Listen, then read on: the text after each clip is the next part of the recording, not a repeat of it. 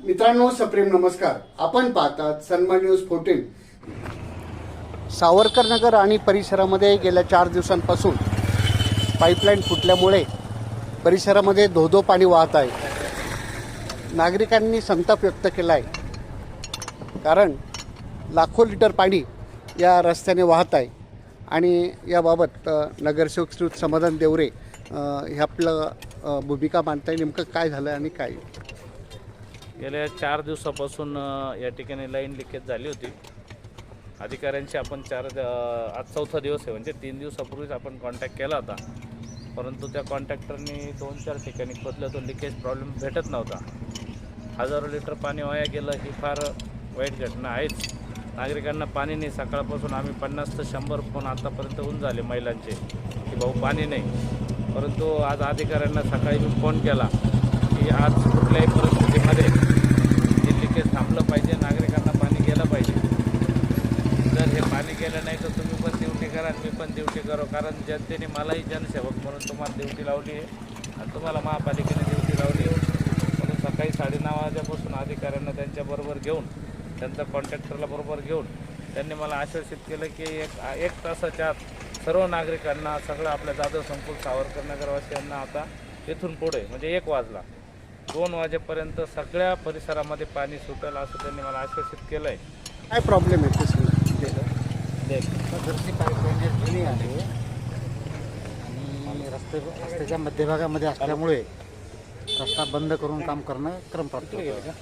रस्त्याच्या कडेने पाईपलाईन आहे असे समजून आपण रस्त्याच्या कडेने खोदकाम केले होते, परंतु ते न सापडल्यामुळे रस्त्याच्या मध्ये गेल्यानंतर सदर ठिकाणी पाईपलाईनला क्रॅक गेलेला आहे आणि एजेस पडलेले आहे असं दिसून आलं. किती वर्षापूर्वीच्या पाईपलाईन आहेत सांगता येईल का? अंदाजे 30 ते 35 वर्षापूर्वी जुनी आहे.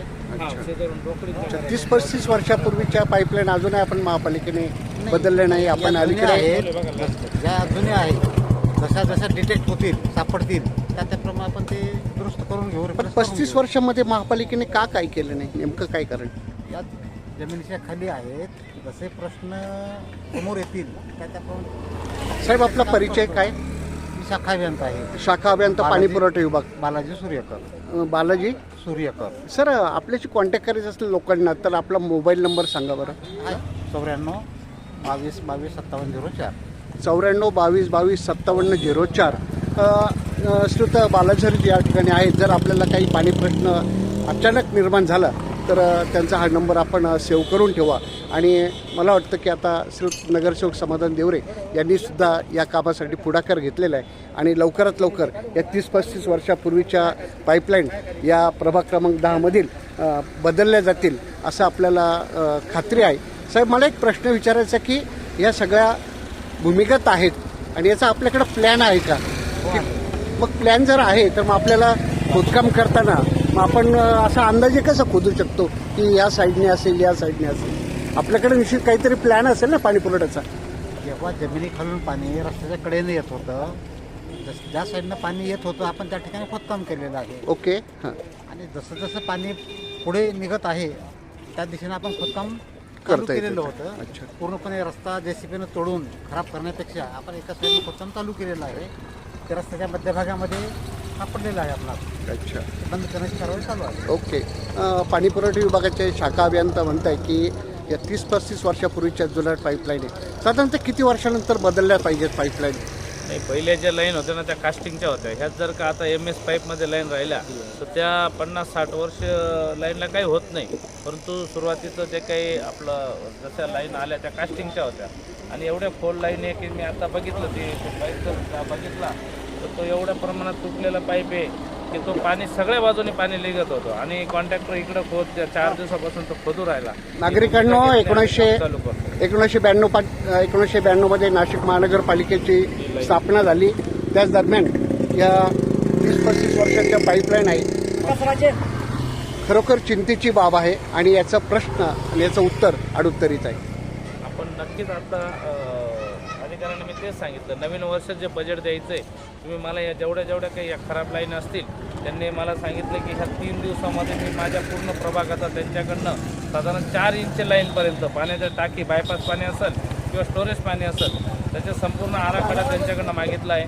ज्या ठिकाणी 50 घरं होतं तिथं 4 इंची लाईन टाकली होती, परंतु तिथं 50ला 100 घरं झाले, 200 घरं झाले, परंतु ती लाईन 4 इंचीच आहे आणि म्हणून पाण्याचा प्रेशर माझ्या भगिनींना भेटत नाही. म्हणून मी आता अधिकाऱ्यांना सांगितलं आहे की मला 3 दिवसामध्ये, त्यांनी सांगितलं 12 तारखेपर्यंत पूर्ण माझ्या प्रभागाचा आराखडा देत आहेत, कोणती लाईन कुठे गेलेली आहे आणि कशी गेलेली आहे. मी त्यांना म्हटलं जर तुम्हाला नाही मिळालं तर स्कॅन करा, परंतु इथून पुढं आपल्याला ड्रायव्हिंगवर काम करायचं आहे. मी स्वतः इंजिनियर असल्यामुळे आपल्या इंजिनियर साहेबांना सांगितलं की मला पूर्ण आराखडा पाहिजे, किती इंची लाईन गेली आहे, कोणती लाईन आहे, किती कनेक्शन त्याच्यावर जोडलं आहे. कारण साधारण आता काय होतं आहे, 4 इंची लाईन असते, त्याला एखादी नवीन बिल्डिंग येते, त्याला 2 इंची कनेक्शन त्याच्यातून दिलं जातं आणि मग त्या 4 इंच लाईनचा प्रेशर कमी होतो आणि तो प्रेशर कमी झाल्यामुळे त्या महिला भगिनी लगेच फोन करतात की आमचं पाणी दुसऱ्या मजल्यावर येत होतं, पाणी येत नाही.